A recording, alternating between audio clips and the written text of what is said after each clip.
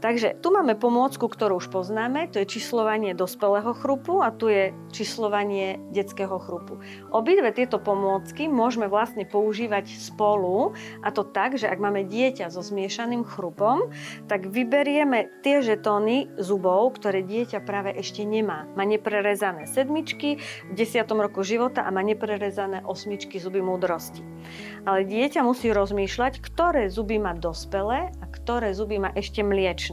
Tak napríklad už má v dospelom chrupe jednotku, dvojku, ale ešte má mliečnú trojku, tak môže použiť z tejto pomôcky, má ešte mliečnú štvorku, ale má zároveň ešte mliečnú päťku. Takže tuto dáme preč, tuto dáme preč a dáme tam mliečnú päťku.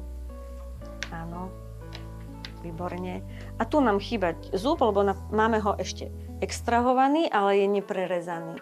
A dieťa tak musí rozmýšľať, ktoré zuby práve má v ústach, aby vedelo, o ktoré sa musí viac starať. Že tieto sa nám ešte vymenia a tieto už sú navždy.